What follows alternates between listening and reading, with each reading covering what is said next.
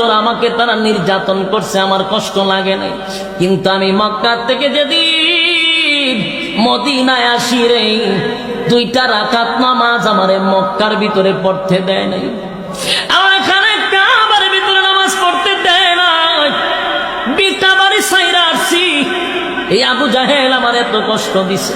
কে পারবি রে আবু জাহেলের মাথাটা আমার কাছে নিয়ে আসতে? গভীর মনোযোগ দিয়ে কথাগুলি দিলের কান লাগায় শুনেন। আবারও বলছি, মনোযোগ দিয়ে শুনেন। নবীজি রাগান্বিত হইয়া বলেন, আবু জাহেলের মাথা কেনে দিতে পারবো? সাহাবীরা প্রস্তুতি নিলাম, কিন্তু ওই যে 11 বছরের বাচ্চা, তাদের টার্গেটে চলে আসছে। নবী সবচেয়ে বেশি খুশি হবে আবু জাহেলের মাথা নিয়ে দিলে। 2 ভাই প্রতিজ্ঞা করছে, আমরা 2 ভাই আবু জাহেলের মাথা নিব।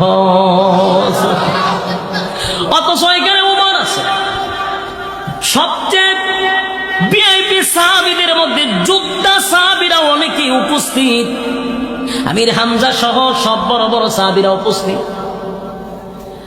তারাও এখনো টার্গেট নেয় নাই, কারণ আবু জাহেল সাধারণ কোন সৈনিক না, সবার সেনাপতি, এবং সে কিন্তু খুব সুঠাম দেহের অধিকারী। কয়েকজনকে আবু জাহেল একাই রাখতে পারে, এমন ক্ষমতা আবু জাহেলের।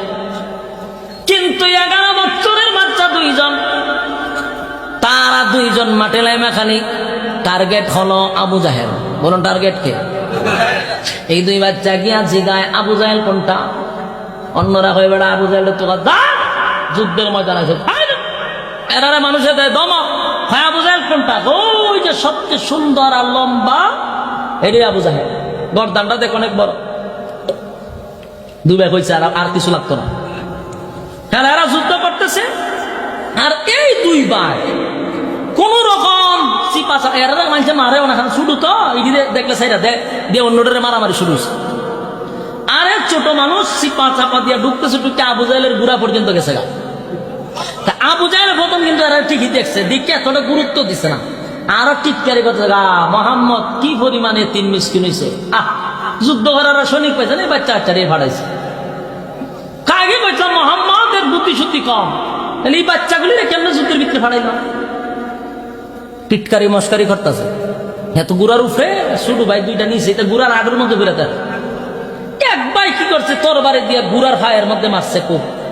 তো গুড়ার ফায়ে যখন খুব মারছে, আবু জাহেল কি বসা থাকবো না, ফিরে দেব? যেই মাত্র গুড়ার থেকে উইলটা ফোরছে, ফোরা মাত্র আরেকবার ডাইরেক্ট গর্দনাত মেরে দিচ্ছে। আল্লাহু আকবার! 1 সেকেন্ড দেরি কথা, দেরি করলে সমস্যা। কিন্তু আবু জাহেল তো ট্রেনিং প্রাপ্ত সেনাপতি, ওই যে ফরবার সময় তরবারি ঘুরাইছি, এক ভাইয়ের হাত কেটে গেছে। এক ভাইয়ের হাত কেটে চামড়ার মধ্যে বলে ঝুল্লা রয়েছে। কিন্তু হাত কাটার সাথে সাথে তরবারি আর হাতটা লই ওই ডাইরেক্ট গর্দনা, দিনই নাই গর্দনা দিতেই গর্দনা শেষ। সুবহানাল্লাহ। অথচ সবচেয়ে বড় যোদ্ধা 1000-এর মধ্যে এই আবু জাহিল্লা মারল মাত্র 11 বছরের বাচ্চা। ওই যে অহংকার নিয়ে ঢুকছি, আল্লাহ কয় তোরে বড় কোন সৈনিক দিয়ে মারবো না, লজ্জাজনক মৃত্যু তোকে দিব, 11 বছরের বাচ্চা দিয়ে তোর গর্দান কাটছি। সুবহানাল্লাহ। গর্দান খাইতে চলেছে, এখন কাটছে যে এই 2 বাইতল আল্লাহু আকবার হয়ে চিৎকার শুরু করছে, আল্লাহু আকবার হইয়া, আর হাত একটা জুল্লা রয়েছে চামড়ার সাথে। এটাই বড় মারাত্মক বিরক্ত করতেছে। 1 হাত আছে আর 1 হাত নাই, এটা বিরক্ত করে। জুল্লা রয়েছে তো ইমানের জজবা কি পরিমাণ দেখেন, এটা ডিস্টার্ব করে দিকে মাটির মধ্যে ফেলাইছে, ফেলাইয়া ফাড়া দিয়া টান মাইরা সিরা ফেলাইছে। ছিল ইমানি, ইমানের বল ছিল। 11 বছরের বাচ্চা মুআজ আর মুআজ, 2টা ভাই আবু জাহিল্লাকে নজরে রাইখা সর্বপ্রথম আবু জাহেলের গর্দানকে উড়াইয়া দিল। কিন্তু মারল তো এক ভাই, এবার 2 ভাই দৌড়াইয়া রাসূলের সামনে গিয়া কয়, নবী গো, আবু জাহেলকে আমরা খতম করেছি। নবী অবাক হয়েছে, কি তা কয়? এটাকে হাসাও, আমরা মারছি 2 ভাই। হ্যাঁ হুজুর, হে মারে না, আমি মারছি। মুআজে কয় আমি মারছি, মুআজে কয় আমি মারছি, 2 জন লাগছে ঝগড়া। এর মধ্যে রাসূল 2 জনের তরবারি হাতে নিছে, নিয়ে দেয় একটার মধ্যে গুড়ার রক্ত আর একটার মধ্যে আবু জাহিলের রক্ত। রাসূল বুঝছে হেতে মারছে, আবু জাহেলের এতে গুরারে মারছে, কিন্তু এই মুহূর্তে জিব্রাইল হাজির। সুবহানাল্লাহ। জিব্রাইল বলে সাবধান, আপনি বলতে যায়েন না যে গুরার রক্ত আর মানুষের রক্ত, বলবেন দুটাতেই আবু জাহেলের রক্ত এবং দুজনই মারছে। সুবহানাল্লাহ। রাসূল ঘোষণা দিলেন তোমরা দুই ভাই মারছো, দুনু ভাই মারছো, তবে একজন গনিমতের মাল পাইবা, আরেকজনে পাইবা না। রাসূলের এই কথার উদ্দেশ্য হলো একজন শাহাদাত বরণ করবে। কথা বুঝতেছেন? আমার দুই ভাই বাস পাখির মতো লাপাইয়া যুদ্ধের ময়দানে চলে গেল। 1000 সৈন্য বাহিনীর সঙ্গে 313 জন যুদ্ধ শুরু হয়ে গেল। আমার যুবক ভাইরা, 313 জনের হাতে কিন্তু 313টা তরবারি নাই, অনেকের হাতে খেজুরের ডাল, কিন্তু 1000 অস্ত্র বাহিনী লইয়া আবু জাহেলের নেতৃত্বে যারা আছে তারা যখন যুদ্ধের ময়দানে ঢুকে এক একজন চিৎকার দিয়ে যুদ্ধের ময়দান থেকে বাহির হয়ে যায়। সুবহানাল্লাহ। এক একটা চিৎকার দেখ দিয়াই দৌড়তে দৌড়তে পালাইতে থাকে। একজনে জিগায় ঘটনা কি? মাত্র 313 জন, আমরা 1000, ঘটনা কি? দুইটা চিৎকার বারো কেন? বলে আশ্চর্য হয়ে গেলাম, যুদ্ধের ময়দানে ঢুকছি তরবারি লইয়া, সাহাবীরা তাকায়া দেখি তরবারি আকাশে উঠায় একটা, কিন্তু উপর থেকে নামে 70টা। সুবহানাল্লাহ। এই একটা জবান বন্ধ রাখবেন না, জুড়ে করুন আল্লাহু আকবার। আকাশের দিকে উঠায় একটা, কিন্তু উপর থেকে পরে 70টা, উপর থেকে পরে 70টা। এই ভয়াবহ পরিস্থিতি দেখে বেঈমানরা পাগল হয়ে গেছে। আর সাহাবীদের হাতে আল্লাহ এমন একটা জজবা দিল, তারা এইভাবে কুবানি শুরু করছে, কসুর মতো খাইটা ভাবানি শুরু করছে। সুবহানাল্লাহ। 1000 অস্ত্র বাহিনীকে জাগাত একেবারে সাইজ করে ফলাইয়া দিছে। একজনও যেতে পারে নাই। কিছু কয়েকটারে জাহান্নামে পৌঁছাইছে, আর কিছুরে বন্দী করে রাখছে। সুবহানাল্লাহ। আমার যুবক ভাইরা, লম্বা ঘটনা, তাই সংক্ষেপ করার জন্য বদরের যুদ্ধ থেকে আমি চলে গেলাম, কারণ এই যুদ্ধের ইতিহাস কইতে গেলে আজকে 1-1.5 ঘন্টা দরকার। আমি শুধু বুঝাইতে চাই সূরাটা কেন নাজিল হইল। বদরের যুদ্ধে সাহাবায়ে কেরাম বিজয় দান করছে আল্লাহ, সাহাবীদেরকে বিজয় ঘোষণা করছে। 313 জন সাহাবী 1000 বেঈমানকে কুচি কাটা করছে। সুবহান। ইসলামের সবচেয়ে বড় শত্রু আবু জাহিল্লাকে 11 বছরের বাচ্চা কুবায়া মারছে। সুবহানাল্লাহ। গর্দান আলাদা করছে। আমার যুবক ভাই, এইভাবে একটা দুইটা যুদ্ধ নয়, প্রায় কয়েকশো, প্রায় 27টা 28টা যুদ্ধ 6 বছরের ভিতরে হয়েছে। 6 বছর, 6 বছরের ভিতরে অসংখ্য অগণিত যুদ্ধ হয়েছে। প্রায় 27টা যুদ্ধের রাসূল সেনাপতি ছিল, বাকিরা সাহাবায়ে কেরামদেরকে বানায়া দিছে। 6 বছর পর্যন্ত টানা যুদ্ধ হলো রে। যুদ্ধের এক প্রান্তে একটা যুদ্ধেও বেঈমানরা বিজয় হতে পারে নাই। বলুন তো দেখি, সাহাবীরা কি অস্ত্রের বলে জিতছে না ইমানের বলে? ইমানের বলে। বেঈমানদের অস্ত্রের বল ছিল, কিন্তু সাহাবীদের ইমানই বল ছিল।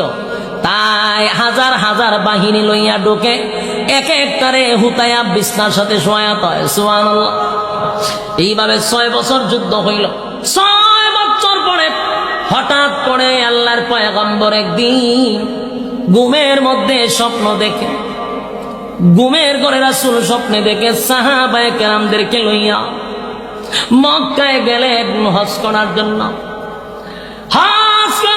মক্কায় গেলেন, নিরাপদে হজ করলেন, উমরা করলেন, আবার মক্কা থেকে নিরাপদে মদিনায় আসছে।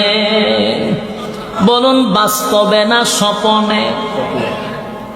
স্বপ্ন দেখার পরে ঘুম থেকে জাগ্রত হইয়া সাহাবায়ে কেরামদেরকে লইয়া রাসূল বলতে লাগলেন, সাহাবীরা রে, আমি স্বপ্নে আজকে দেখছি তোমাদেরকে লইয়া মক্কায় গেছি, হজ করছি নিরাপদে, উমরা করছি নিরাপদে, আবার নিরাপদে মদিনায় আসছি। সাহাবীরা বলে, হাবিব,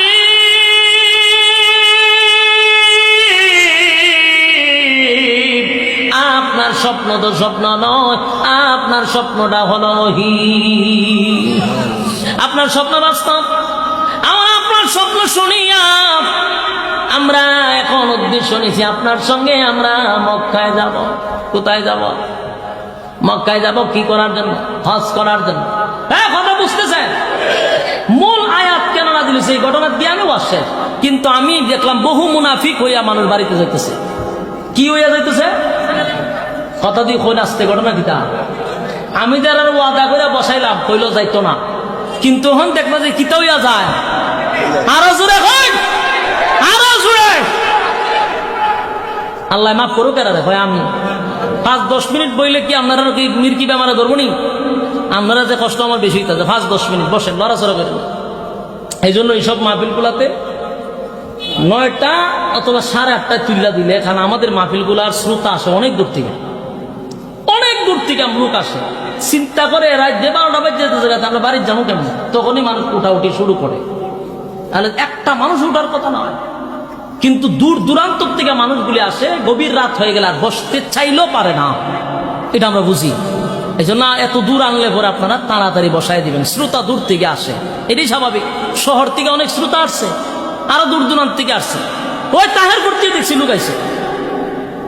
আপনারা কি বুঝতেছেন? দূর থেকে আসে না, ফেরা যাইতো কেমনে? এই জন্য আমাদের বয়ান শেষ হওয়ার কথা 10:30টায়। তাহলে আপনারা মাঠটা জমজমাট পাইবেন। ভুল করেন, আপনাদের অঙ্কে ভুল করেন। আচ্ছা 10 মিনিট বসেন, বলুন রাসূল স্বপ্নে দেখলো না বাস্তবে দেখলো? হ্যাঁ, স্বপ্নে। কি দেখছে? সাহাবীদেরকে লইয়া গেছে মক্কা হজ করার জন্য। ওখান থেকে নিরাপদে মদিনায় আসছে। সাহাবীরা কয় হুজুর 6টা বছর ধইরা আমরা মদিনায় আসছি, বিটা বাড়ি ছেড়ে এলাম, মা বাপ ছেড়ে এলাম, আত্মীয় স্বজন ছেড়ে এলাম, একটা বারের জন্য মক্কায় যেতে পারলাম না, আর খানায় কাবা জিয়ারত করতে পারলাম না। আমরার বড় আফসুস। আপনি যেহেতু স্বপ্ন দেখতে পেয়েছেন, চলেন আমরা হজ করতে যাব। কত বছর পরে? 6 বছর পরে।